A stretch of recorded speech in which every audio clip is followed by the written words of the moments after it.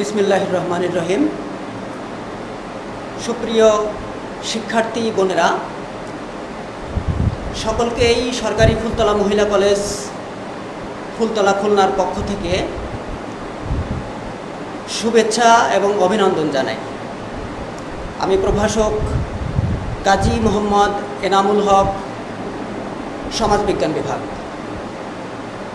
ইতোমধ্যেই তোমাদের আমি কয়েকটি ক্লাস সম্পন্ন করতে সক্ষম হয়েছি। আশা রাখি আজকের এই ক্লাসটির মাধ্যমে যারা বিগত দিনে আমার ক্লাস উপভোগ করতে পারো নাই, তারা আবারও তোমরা যদি আজকের ক্লাসটি শোনো, উপভোগ করো, সেই ঘাটতিগুলো কিছুটা পূরণ হয়ে যাবে। পাশাপাশি আজ তোমাদের সামনে যে বিষয়টি আমি উপস্থাপন করব সেটির বিষয়েও তোমরা অবগত হবে। তোমরা নিশ্চয়ই সবাই ভালো আছো। আজকে তোমাদের সামনে আমি উপস্থাপন করব সমাজবিজ্ঞানের পরিধি। তবে যেহেতু অনেকেই ইতোমধ্যেই অনলাইনে সংযুক্ত হতে পারো নাই, হয়তো আজকে অনলাইনে সংযুক্ত হয়েছ, সেই কারণে বিগত ক্লাসটির কিছু অংশ অতি সংক্ষিপ্ত আকারে তোমাদের সামনে আমি উপস্থাপন করব। আশা রাখি তোমরা খুব সহজেই অনুধাবন করতে পারবে। আমরা আলোচনা করছি সমাজবিজ্ঞান প্রথম পত্রের প্রথম অধ্যায়।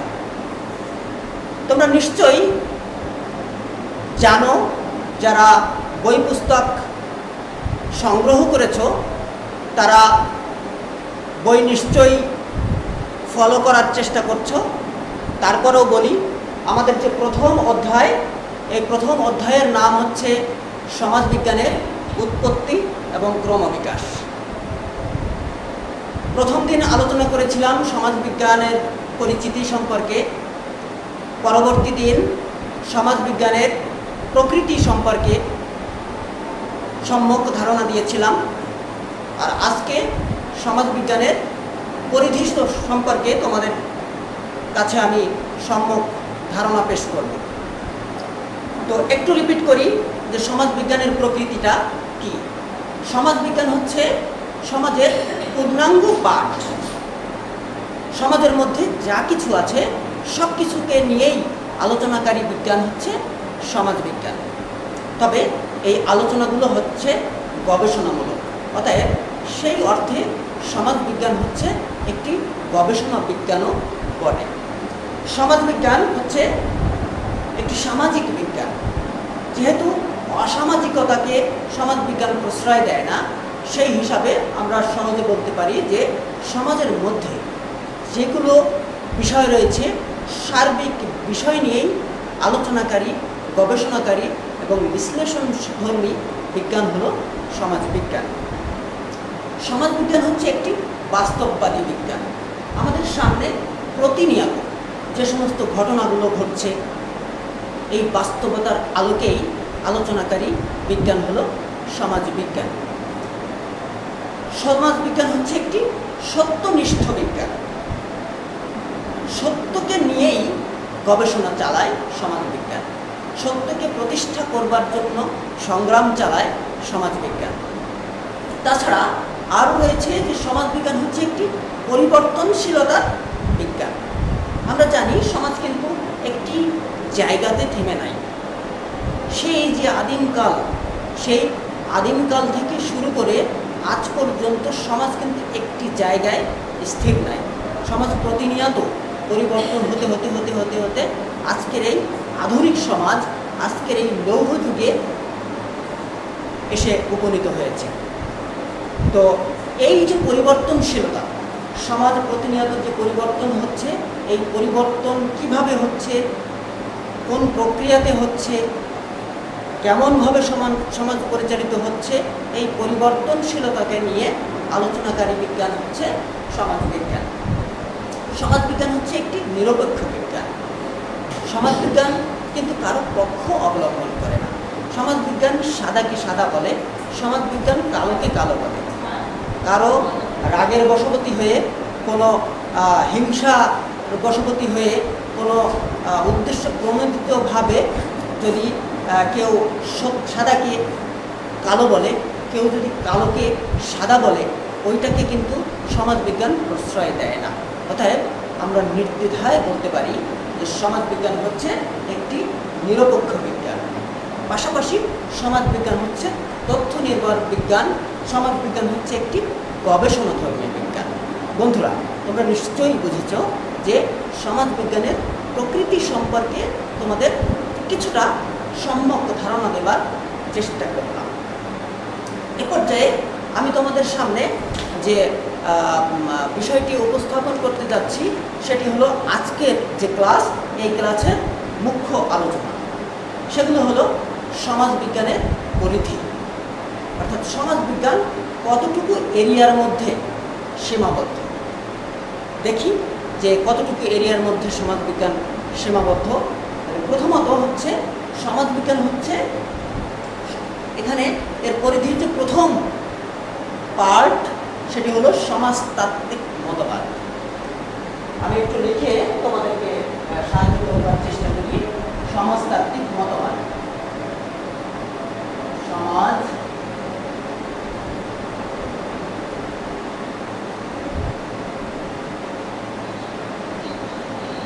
তাত্ত্বিক মতবাদ। সমাজতাত্ত্বিক মতবাদ প্রতিটি বিজ্ঞানেরই কিছু বিজ্ঞানী রয়েছে, প্রতিটি বিষয়েরই কিছু বিজ্ঞানী রয়েছে। ঠিক সমাজ বিজ্ঞানকে নিয়ে যে বিজ্ঞান আলোচনা করে বা যে গবেষকেরা আলোচনা করে তাদেরকে বলা হয়ে থাকে সমাজ বিজ্ঞান। তো বিভিন্ন সমাজ বিজ্ঞানী বিভিন্ন সময়ে সমাজের বিভিন্ন ঘটনাকে নিয়ে গবেষণা করেছেন, বিশ্লেষণ করেছেন। এই বিশ্লেষণগুলো তারা সমাজ বিজ্ঞানের মধ্যে লিপিবদ্ধ করেছে। আর এই লিপিবদ্ধকারী যে পুস্তক সেটি হলো সমাজতাত্ত্বিক মতবাদ হিসাবে ওই পুস্তকে এগুলো লিপিবদ্ধ হয়েছে। তো সেগুলো সম্পর্কে আমরা এই সমাজবিজ্ঞানের মধ্যেই বারবার করে পড়ব, বারবার আমাদের সামনে আসবে, তোমরা বিস্তারিত জানতে পারবে ধীরে ধীরে। সমাজবিজ্ঞান হচ্ছে ঐতিহাসিক সমাজবিজ্ঞান। তাহলে সমাজবিজ্ঞানের যে দ্বিতীয় পরিধিটা হচ্ছে ঐতিহাসিক সমাজবিজ্ঞান। ঐতিহাসিক সমাজবিজ্ঞান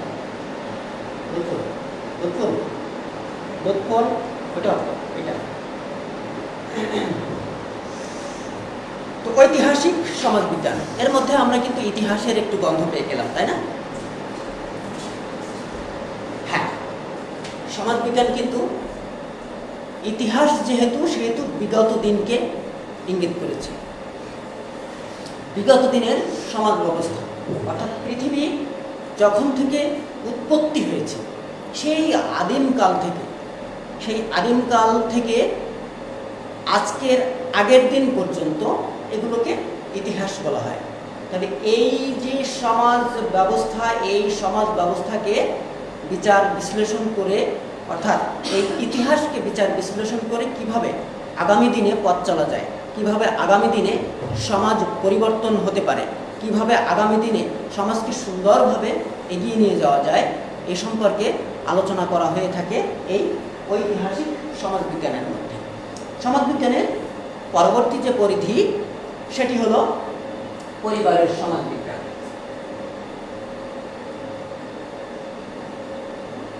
পরিবারের সমাজবিজ্ঞান।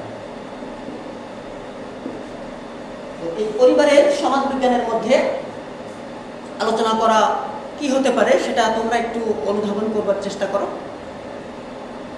নিশ্চয়ই তোমরা বুঝতে পারছো যে এখানে পরিবার সংক্রান্ত কোনো ধারণা প্রদান করা হয়ে থাকে।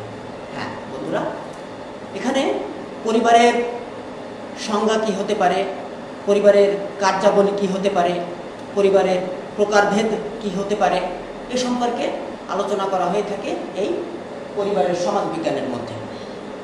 শুধু তাই নয়, এই পরিবারের সমাজবিজ্ঞানের মধ্যে আলোচনা করা হয় বিবাহর সম্পর্কে। অর্থাৎ বিবাহটা কি, আমরা কিন্তু প্রতিনিয়তই আমাদের সামনে দেখছি যে বিবাহ হচ্ছে, কিন্তু কখনো ভেবে কি দেখেছি বিবাহটা কি, এর সংজ্ঞা কি হতে পারে? তোমরাও একটু অনুধাবন করবার চেষ্টা করো, দেখবে আসলে সংজ্ঞায়িত করা কিন্তু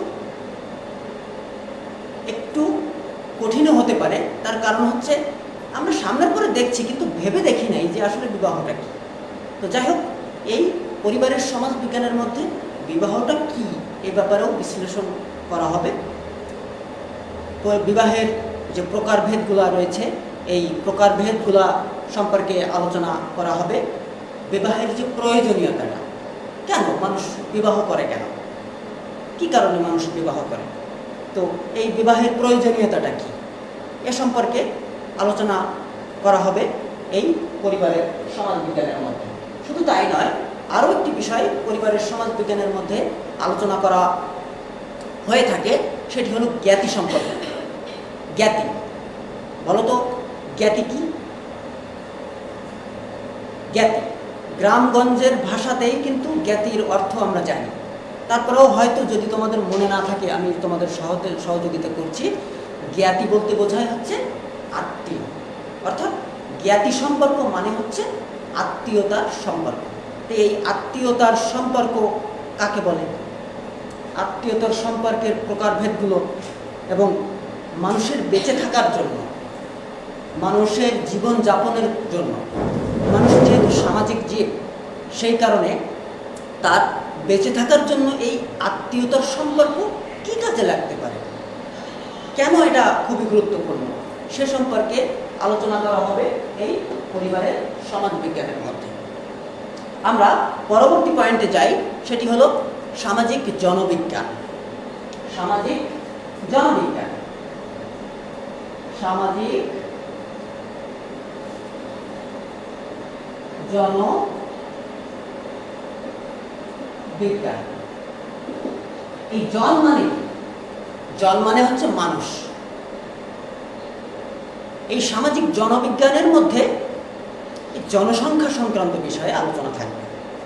জনসংখ্যা বৃদ্ধি কেন হচ্ছে, জনসংখ্যার সমস্যাটা কি, এই সমস্যাটার ফলে সমাজে তার কি প্রভাব বা কুপ্রভাব পড়ছে, এ সম্পর্কে আলোচনা করা হবে এই সামাজিক জনবিজ্ঞানের মধ্যে। আমাদের পরবর্তী পয়েন্টে হচ্ছে গ্রামীণ এবং নগর সমাজবিজ্ঞান। নিশ্চয়ই বুঝতে পারছ, গ্রামীণ এবং নগর সমাজবিজ্ঞান। তো গ্রামীণ এবং নগর সমাজের মধ্যে আমি একটু সংক্ষেপেই লিখে দিই তোমাদের, গ্রামীণ ও নগর সমাজবিজ্ঞান। তো গ্রামীণ এবং নগর সমাজ বিজ্ঞানের মধ্যে আলোচনা করা হবে যে গ্রাম সমাজের মানুষগুলো কেমন, তাদের জীবনযাত্রা প্রণালী কেমন, তাদের সংস্কৃতি কেমন, এ সম্পর্কে আলোচনা করা হবে। আর নগর সমাজ বিজ্ঞানের মধ্যে আলোচনা করা হবে নগর সমাজের মানুষগুলো কেমন, তাদের সামাজিকতা কেমন, তাদের পারিপার্শ্বিকতা কেমন, তাদের সাংস্কৃতিক জীবন ব্যবস্থা কেমন, এ সম্পর্কে বিস্তারিতভাবে আলোচনা করা হবে এই গ্রামীণ এবং নগর সমাজ বিজ্ঞানের মধ্যে। বন্ধুরা, তোমরা কি ক্লান্ত হয়ে যাচ্ছ? ক্লান্ত হবার কিছুই নাই, খুবই অল্প সময়ের জন্যই আমি তোমাদের সামনে উপস্থিত হয়েছি। তো তোমরা অনুধাবন করবার চেষ্টা করো। আমাদের পরবর্তী যে পয়েন্ট, সেটি হলো ধর্মের সমাজবিজ্ঞান।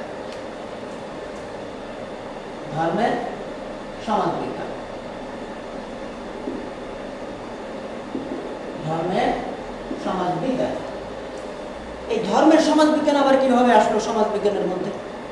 ধর্ম তো আলোচনা করা হবে, ইসলাম বা হিন্দু ধর্ম, সেই সমস্ত বই বা পুস্তকের মধ্যে আলোচনা করা হবে। সমাজ বিজ্ঞানের মধ্যে আবার ধর্মের চর্চা কেন? আসলে আমি বলেছি না যে সমাজবিজ্ঞান সমাজের মধ্যে যা কিছু আছে, যতগুলো উপাদান আছে, যতগুলো বিষয় আছে, সমস্ত বিষয়কেই তোমাকে নলেজ দিতে পারে। তো সেই কারণেই এই ধর্মের সংজ্ঞা তোমাদেরকে শেখানো হবে। এই ধর্ম কি, কেন ধর্ম আমাদের জন্য, আমাদের পারিপার্শ্বিকতার জন্য, সামাজিক জীবনের জন্য, আমাদের প্রতিনিয়ত আমাদের বেঁচে থাকবার জন্য ধর্ম কেন প্রয়োজন। আমরা কি সত্যবাদী হয়ে বেঁচে থাকবো না মিথ্যাবাদী হয়ে বেঁচে থাকবো, এর দিক নির্দেশনা প্রদান করা হয়ে থাকে এই ধর্মের সমাজবিজ্ঞানের মধ্যে। আমাদের যে পরবর্তী পয়েন্ট, এই পরবর্তী পয়েন্ট হচ্ছে শিক্ষার সমাজবিজ্ঞান। শিক্ষার সমাজবিজ্ঞান। তো শিক্ষার সমাজবিজ্ঞানের মধ্যে শিক্ষাটা কি, শিক্ষার উদ্দেশ্য কি হতে পারে, আমাদের পাঠ্যসূচি কেমন হতে পারে, তারপরে আমাদের যে পাঠদান পদ্ধতি, এই পাঠদান পদ্ধতি কেমন হবে, এ সম্পর্কে বিস্তারিতভাবে দিক নির্দেশনা এবং আলোচনা করা হবে এই শিক্ষার সমাজবিজ্ঞানের মধ্যে। তাহলে বন্ধুরা, এ পর্যায়ে আমরা যাই পরবর্তী যে পরিধি, সেটা হলো রাজনৈতিক সমাজবিজ্ঞান। রাজনৈতিক সমাজবিজ্ঞান, এখানে রাজনীতি সম্পর্কেও আলোচনা করা হয়ে থাকে। এই রাজনৈতিক সমাজবিজ্ঞানের মধ্যে রাজনীতি কি, রাষ্ট্র কি, রাষ্ট্রের উদ্দেশ্য কি, রাষ্ট্রের কর্তব্য কি, কিভাবে রাষ্ট্র পরিচালিত হবে, এই সম্পর্কে দিক নির্দেশনা প্রদান করা হয়ে থাকে। এখানে দিক নির্দেশনা বা আলোচনা করা হবে সরকার বলতে কি বোঝায়, এখানে আলোচনা করা হবে রাজতন্ত্র কি, এখানে আলোচনা করা হবে সমাজতন্ত্র কি, এখানে আলোচনা করা হবে স্বৈরতন্ত্র কি, এখানে আলোচনা করা হবে গণতন্ত্র কি, আমাদের নাগরিক, আমরা যে নাগরিক, আমাদের অধিকার কি, আমাদের কর্তব্য কি, সামগ্রিক বিষয়ে আলোচনাকারী যে বিজ্ঞান, সেটি হলো রাজনৈতিক সমাজবিজ্ঞান। আমরা পরবর্তী পয়েন্টে যাই, সেটা হলো আইনের সমাজবিজ্ঞান। আইনের সমাজবিজ্ঞান। তো এই আইনের সমাজবিজ্ঞানের মধ্যে আইন সংক্রান্ত বিষয়, নীতি সম্পর্ক বিষয়, কোন কাজটি করলে আমরা ভালো কাজ করব, কোন কাজটি করলে সেটা সমাজ মেনে নিবে না, রাষ্ট্র মেনে নিবে না, সরকার মেনে নিবে না, সেই দিক নির্দেশনা প্রদান করা হয়ে থাকে এই আইনের সমাজবিজ্ঞান। এ পর্যায়ে আমরা আলোচনা করব সামাজিক মনোবিজ্ঞান। মনোবিজ্ঞান, তোমরা বুঝতে পারছো? মনোবিজ্ঞান অর্থাৎ মনের বিজ্ঞান, এটা মন সংক্রান্ত বিষয়ে গবেষণাকারী। সামাজিক মনোবিজ্ঞান।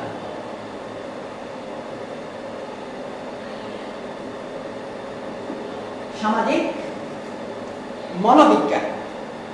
এই সামাজিক মনোবিজ্ঞানের মধ্যে মানুষের আবেগ, উচ্ছ্বাস, আবেগ প্রবণতা, মনের মধ্যকার আভ্যন্তরীণ যে আলোড়ন, এগুলো সম্পর্কে বিশ্লেষণ করা হয়ে থাকে এই সামাজিক মনোবিজ্ঞানের মধ্যে। হতাশাগ্রস্ততা, কিভাবে হতাশাগ্রস্তকে আমরা কাটিয়ে তুলতে পারি, কিভাবে হতাশাগ্রস্তকে আমরা সাহায্য করতে পারি, কিভাবে তাকে সামাজিক মানুষে রূপান্তরিত করতে পারি, সামাজিক জীব হিসাবে সমাজে সে পথ চলতে পারে, সে ব্যাপারে দিক নির্দেশনা প্রদান করতে পারি এই সামাজিক মনোবিজ্ঞানের মধ্যে। হ্যাঁ বন্ধুরা, এ পর্যায়ে আসলে সমাজবিজ্ঞান যেহেতু সমাজের সার্বিক বিষয় নিয়ে আলোচনা করে, সেই কারণেই কিন্তু এর পরিধিটাও ব্যাপক। কিন্তু একটি বিষয় তোমরা মনে রাখবে, সমাজবিজ্ঞান যেহেতু সমাজের বিজ্ঞান, সেহেতু এখানে জটিলতা কুটিলতা কিছুই নাই। এখানে সৎ, সহজ, সরল, সত্যনিষ্ঠ, বাস্তবনিষ্ঠ, যেটা তোমার সামনে প্রতিনিয়ত যে বাস্তবতা, এই বাস্তবতাকেই তুলে ধরে হচ্ছে সমাজবিজ্ঞান। আর ইচ্ছা করলে তোমাকে যে একেবারে পড়াগুলো মুখস্থ করতে হবে, একেবারে গিলে গিলে খেতে হবে, এই ধরনের বিষয় নয়। তুমি যদি একটু বই সুন্দরভাবে ফলো করো, তাহলে দেখবে যে তুমি নিজের থেকে সমাজের বাস্তবতার আলোকে সুন্দরভাবে গুছিয়ে লিখতে পারছো নিজের ভাষায়।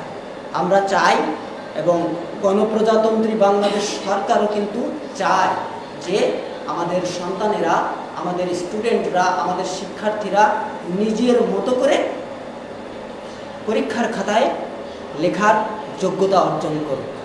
এই জন্য আমি সরকার প্রধান সহ শিক্ষা মন্ত্রণালয়কে আন্তরিকভাবে অভিনন্দন এবং ধন্যবাদ জানাই।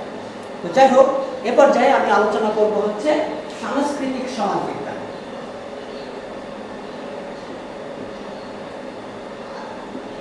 সাংস্কৃতিক সমাজ বিজ্ঞান। সময় দেখো। সাংস্কৃতিক সমাজবিজ্ঞান। সাংস্কৃতিক সমাজবিজ্ঞানের মধ্যে যে আমাদের সামগ্রিক জীবন ব্যবস্থা, আমাদের সামগ্রিক যে জীবন ব্যবস্থা, এই সামগ্রিক জীবন ব্যবস্থাটাই হচ্ছে সংস্কৃতি। এই সাংস্কৃতিক জীবন ব্যবস্থা কি, কেমন, এই সম্পর্কে ধারণা প্রদান করে হচ্ছে সাংস্কৃতিক সমাজবিজ্ঞান। তো বন্ধুরা, আমরা মোটামুটি অনেক সময় নিয়ে ফেলেছি। তো আজকের ক্লাস এখানে হয়তো আমি একেবারেই শেষ করতে পারলাম না, সময়ের অভাবে, শিডিউলের অভাবে।